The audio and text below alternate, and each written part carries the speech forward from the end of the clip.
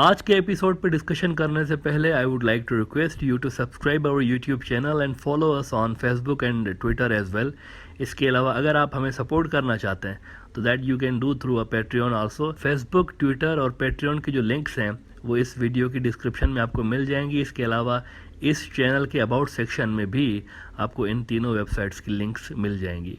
आज से 95 ईयर्स पहले चीन में ऑक्यूपाइड वेस्टर्न फोर्सेस के खिलाफ उनको चीन से बाहर निकालने के लिए, उनका इन्फ्लुएंस चीन में ख़त्म करने के लिए माओ ज़ेडोंग की लीडरशिप में एक पॉलिटिकल स्ट्रगल शुरू होती है और उस पॉलिटिकल स्ट्रगल में बाद में एक मिलिटेंट विंग भी बनाया जाता है, एक गोरिल्ला फोर्स जिसको पीपुल्स लिबरेशन आर्मी कहा गया, यानी कि PLA। इस गोरिल्ला फोर्स ने चीन को आगे चल के आज़ाद कराया और फिर देखते ही देखते ये दुनिया की सबसे बेहतरीन प्रोफेशनल फोर्सेस में से एक बनी। शुरू में आपको ये जानकर हैरत होगी कि इसके अंदर आम किसान भी थे, मज़दूर भी थे, प्लम्बर्स और इलेक्ट्रिशियंस, इस किस्म के लोग भी होते थे, बिल्कुल अनप्रोफेशनल और नॉन ट्रेंड किस्म के लोग, आम आदमी इसमें शामिल होते थे, जिनके पास इवन ऑर्डनरी हथियार, डंडे और बात के बाद लाठियाँ भी होती थी। लेकिन आज वही PLA दुनिया की मॉडर्न तरीन फौजों में से एक है। आज PLA की 95th सालगिरह है। 95 साल पहले आज ही के रोज़ PLA बनाई गई थी, 1 अगस्त को।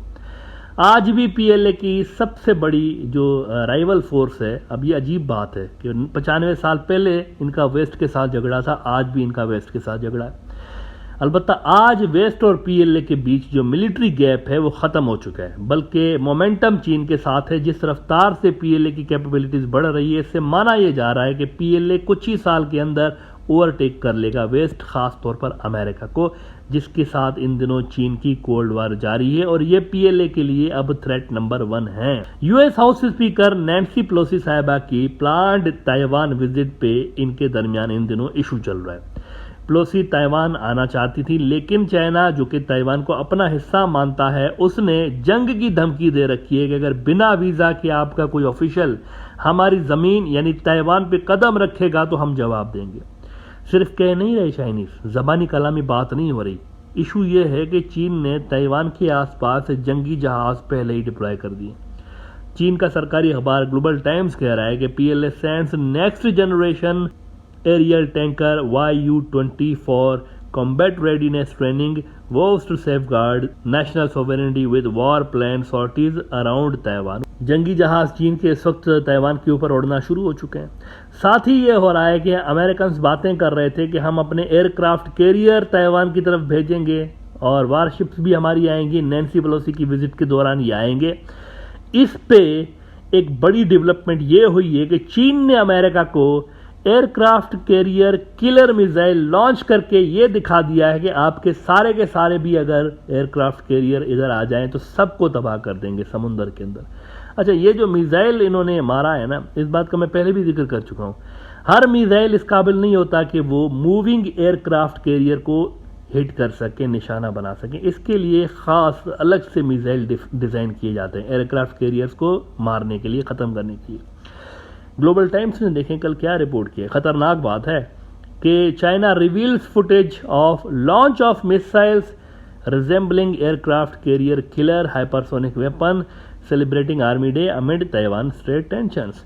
तो चीन ने प्रैक्टिकली अब ये जाहिर कर दिया है कि हकीकतन वो ताइवान के मामले में हर हद तक जाने को तैयार हैं, इवन इफ उनकी और अमेरिका की डायरेक्ट लड़ाई हो जाती है, तब भी दे आर रेडी। तो प्रैक्टिकली करके दिखा दिया उन्होंने। नैन्सी पेलोसी साहिबा की विजिट के हवाले से एक ऑफिशियल स्टेटमेंट आई है अमेरिका की जानिब से, जिसमें उन्होंने कहा है कि जी नैन्सी पेलोसी साहिबा जो हैं ये सिंगापुर जाएंगी, मलेशिया जाएंगी, इधर उधर फलां ढमकाना, इंडो पैसिफिक रीजन के सारे मुल्कों में जाएंगी, लेकिन उस ऑफिशियल प्रेस रिलीज में ताइवान का जिक्र नहीं है, ताइवान का नाम नहीं है। यानी लिस्ट दी है ना, इस मुल्कों में जाएंगे, फलां मुल्कों में लिस्ट है, लेकिन ताइवान नहीं है उसमें।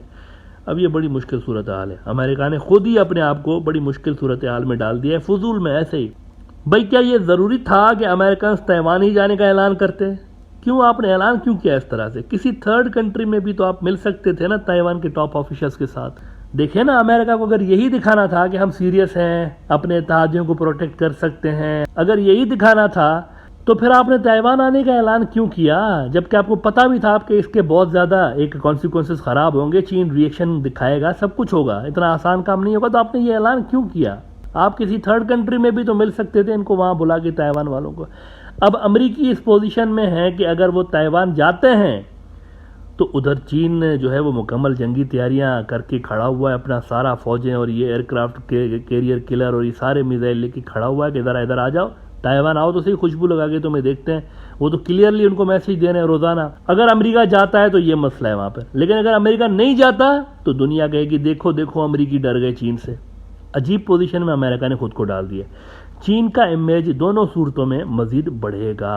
तो ना जाने कौन अरस्तु बाइडेन एडमिनिस्ट्रेशन में बैठा इस तरह के फजूल मशवरे देता रहता है कि यार चलो ताइवान चलते हैं, ताइवान चलते हैं, इससे ना हमारे रीजन के अंदर जो ताज़े उनको बड़ा अच्छा मैसेज जाएगा। देखें बेहतर ये होता, मैं फिर से कह रहा हूँ, बेहतर यही होता कि ताइवान वालों से अमेरिकी किसी थर्ड कंट्री में मिलते, क्योंकि ये ग्राउंड रियलिटी इसको सपोर्ट नहीं करती कि ये जाएं वहाँ पे, ऐसा हो नहीं सकता। ये उनको भी पता था कि रिएक्शन बड़ा शदीद दिखाएगा चाइना, तो ये जो है ना किसी थर्ड कंट्री में मिलते। अब भी वैसे कर सकते हैं, ऐसा अभी भी कर सकते हैं, क्योंकि पेलोसी का वो जो विजिट है वो शुरू तो नहीं हुआ, तो अभी भी कर सकते हैं। इंडिया में बुला लें ताइवान को, इंडिया में बुला लें ताइवान के ऑफिशियल्स को। वैसे भी तो देखें तिब्बत की भी तो गवर्नमेंट इन एग्जाइल CIA वाले बना के बैठे हुए हैं ना इंडिया की स्टेट में, उधर धर्मशाला के अंदर वो तो है ना बैठे हुए हैं, तिब्बत की गवर्नमेंट इन एग्जाइल है। इनको भी बुला लेते आप ताइवान वालों को, ज़्यादा से ज़्यादा क्या होता, चीनी कुछ 100 किलोमीटर और इंडिया का इलाका ले लेते, लद्दाख के अंदर या अरुणाचल प्रदेश के अंदर ले जाते ना, ज़्यादा से ज़्यादा यही होता ना। और मोदी जी फिर से कह देते कि मित्र कोई नहीं घुसा, दैट्स इट। लेकिन कम से कम अमेरिकियों की जिल्लत ना होती इस तरह से, आलमी सतह पर उनकी इमेज जो है वो ख़राब नहीं होती। पहले कहा कि हम ताइवान आ रहे हैं, अब ऑफिशियल स्टेटमेंट जो सामने है इसमें ताइवान का नाम ही नहीं है उस मुल्कों की लिस्ट में जहाँ नैन्सी पेलोसी ने जाना है। तो आप मुझे बताएंगे अमेरिका की क्या इमेज बनेगी, क्या इज्जत रह जाएगी इस रीजन के अंदर। अब तो इंडो पैसिफिक के जो मुल्क हैं वो मजीद डर के मारे हट जा बाबू बोल के साइड पे हो जाएंगे। चाइना के खिलाफ जाने के बजाय वो सोचेंगे ही नहीं चाइना के खिलाफ जाने के लिए।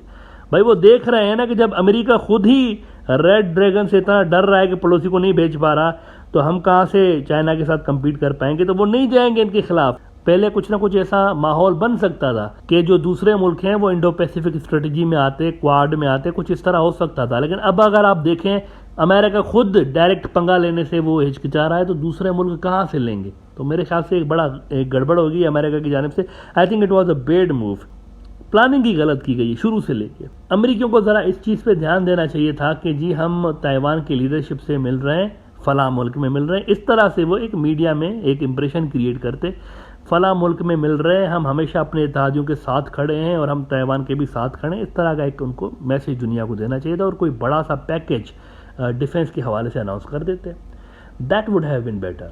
इससे एक अच्छा इंप्रेशन जाता कि यार अमेरिका भी एक बड़ी फोर्स है और ताइवान के लिए भी उन्होंने बड़ा डिफेंस पैकेज अनाउंस कर दिया है। तो एक दूसरे जो मुल्क हैं जो कि थोड़ा सा 50-50 हैं कि इधर जाएं अमेरिका की तरफ या चाइना की तरफ, उनके ऊपर अच्छा इंप्रेशन पड़ता।